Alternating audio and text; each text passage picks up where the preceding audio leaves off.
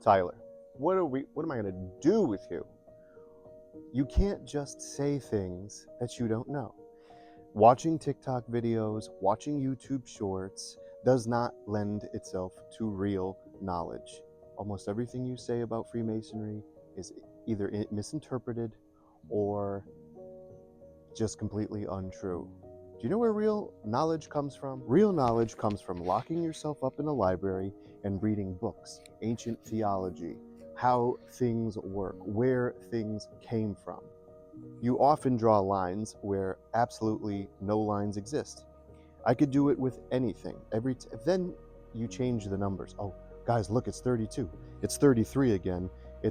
And then the other day in one video, you're like, here it is, guys. Here's 30. Like, what?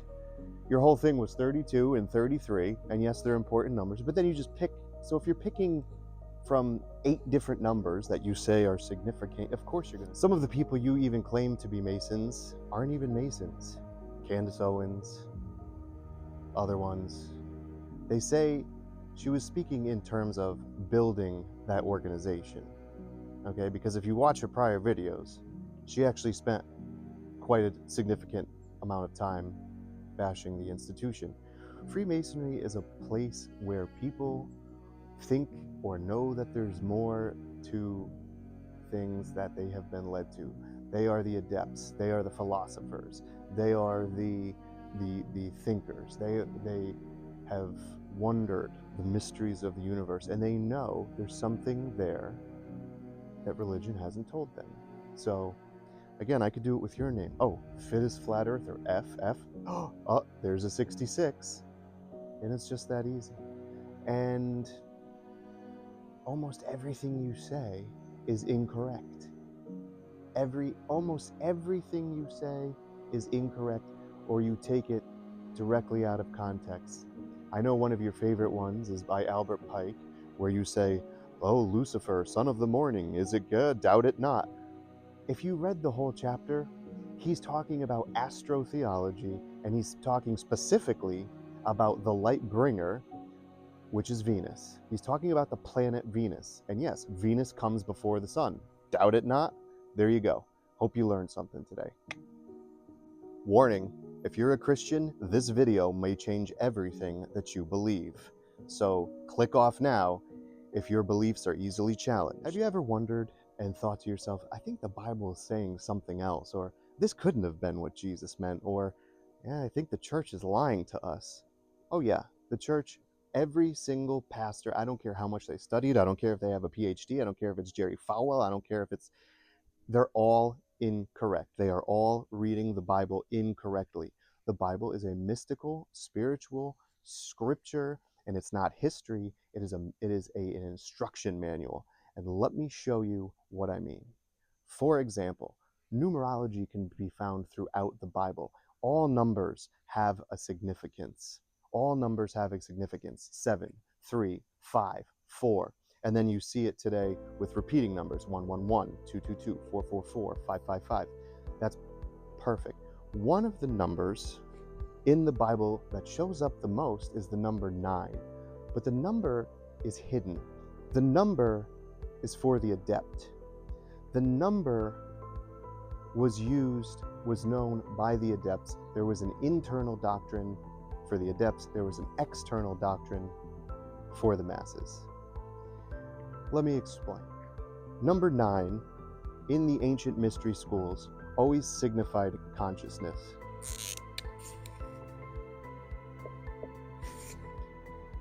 The Sanskrit value of the name Adam, there was no Adam and Eve. That story is an allegory. It did not happen. There's a lot of the stuff that did not happen, but that doesn't mean that there's no God. In fact, it almost proves one, because how could they have possibly put some of this code in this book? The Sanskrit value of the name Adam is 9.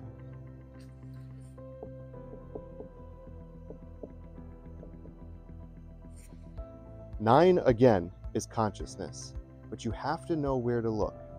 When you see certain directions in the Bible, at the right hand of the Father, at the left, on the east, the right gate, the north, any time you see numbers or directions, your antennas should go up. They're about to say something important. Anytime Jesus says, here is wisdom, or let he who understands understand, he's about to drop something incredibly heavy on you. Now, before I get into this 9 consciousness, on what basis do I have to tell you that it's a metaphor? Because some people are like, it's absolutely not a metaphor, it's literal. And okay, I will show you the basis for which I say it is an allegory. And I'm not going to use a New Age book or another, I'm going to use the Bible. All right, using the Bible. 2 Corinthians, the letter killeth, but the Spirit gives life. Mark 4, unto you is giving the mysteries of the kingdom of heaven, but to those who are without, these things are done in parable. Meaning those understanding just the surface level. Corinthians, Paul literally refers to the entire story of Abraham and Sarah giving birth at 109 years old, an allegory. In Corinthians, he says these things are allegory. Proverbs 1 says we will speak to them in dark sayings. Psalm 78 mentions dark sayings again. Are sayings that are in code, that are a way of speaking. You speak in dark phrases all the time. Who the hell would know that no cap meant I'm telling the truth? Or that, man, he's really green. He's not literally green. You're saying he's new. Or, Christ, they're 2 sheets to the wind. What does that even mean? 2 sheets to the wind. That means they're drunk. Well, a bird in the hand is worth 2 in the bush. No one has a bird in their hand. You're just saying that whatever is guaranteed is better than what trying to get something else. It's all allegory, it's all mysticism, etc. So here we go. Let's take the story of Goliath, for example. Goliath measured 6 cubits and a span. That's interesting. 6 cubits and a span. So we have 6 cubits,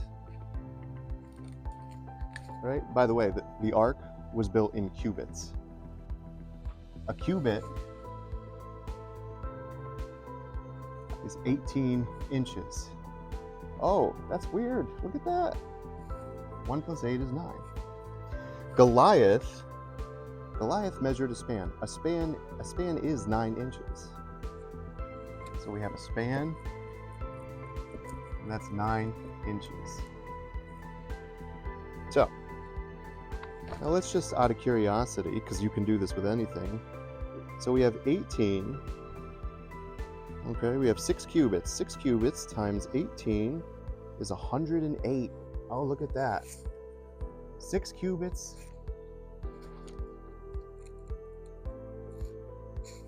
The 108 is 9. What a coincidence. A span is 9 inches. So he was 18 cubits.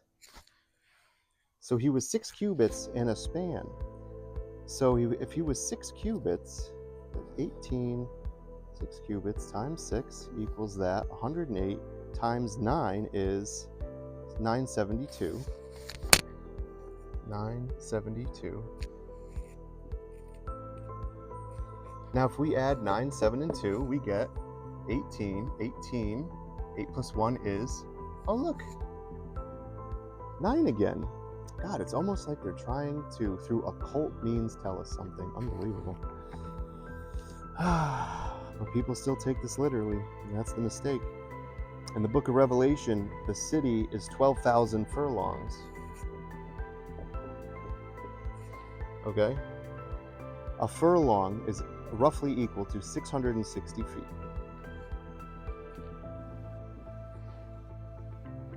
So let's multiply that out. 660 times 120.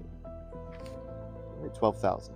660 times 12,000 is 7920. 7920. And a few more zeros. All right.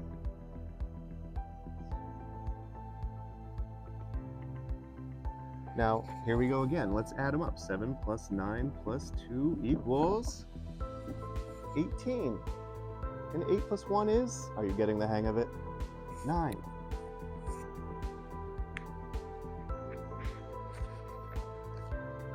The work that I do to inform people. Again, no pastor, no church, no one is telling you the correct version or the correct interpretation of the Bible. And that's what Jesus meant when he said, they have eyes and don't see, they have ears and don't hear.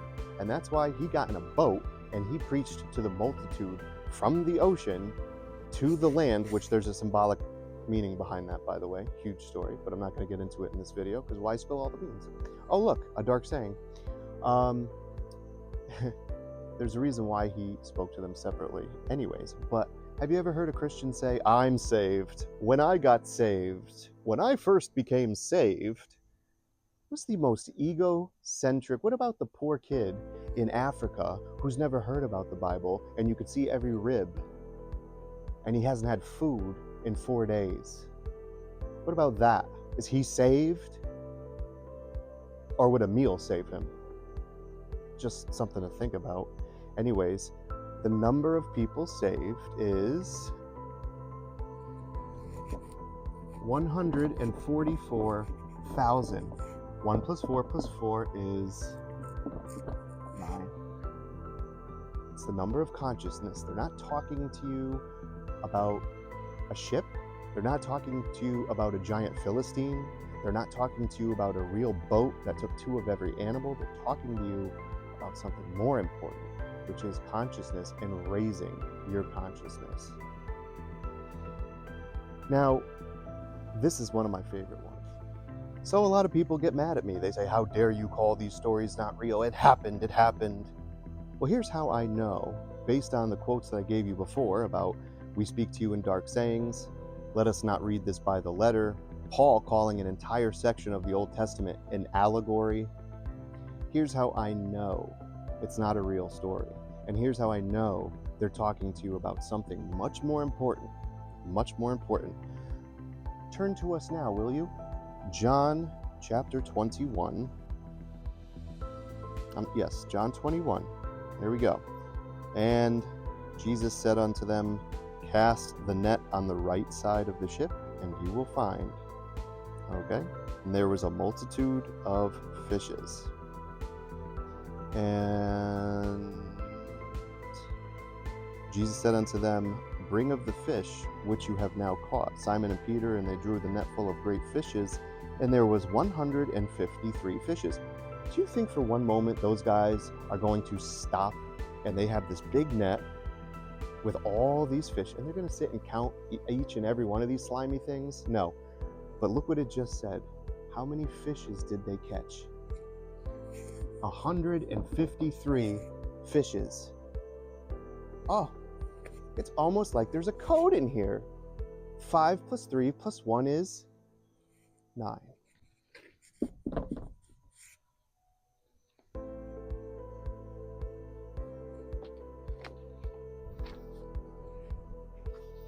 I already told you that a cubit is 18 inches, okay? It's a unit of consciousness.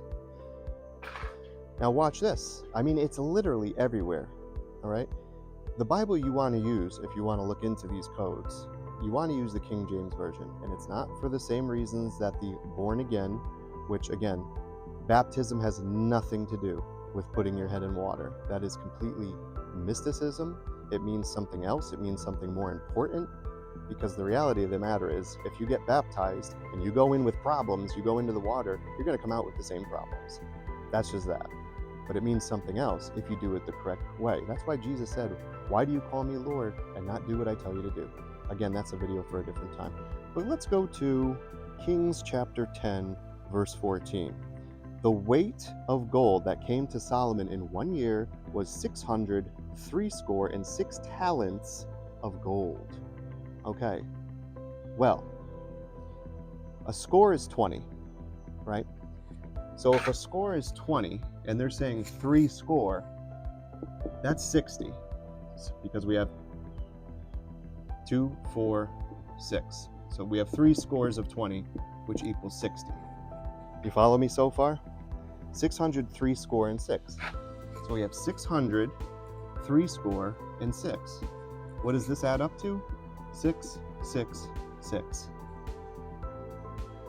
How about this? The number of the beast, 666. What happens if we add these sixes? 6 plus 6 plus 6 is 18. 1 plus 8 equals 9. Wow. So that's interesting. That's 2 messages. Not only does 666 appear in the Old Testament, in the book of Kings, but it appears in the New Testament. So the fact of the matter is, and that's why they say here is wisdom, is that 666 is not the devil. 666 is a representation of your lower carnal mind. Everything that hurts you, the thoughts that hurt you, the self-fear, the self-shame, the self-guilt, the crap that your parents put into your head, or institutions, or schools, any institution that made you think you were less than, or capable of, or made you think inside of a box, made you think with limitation, that is 666. That is the lower aspect of the carnal mind. Again, it's 9. It always equals 9. Been standing up here for quite some time, and I could tell you it's always going to be 9 when they're talking about consciousness. Hope this starts you on a path to understand deeper.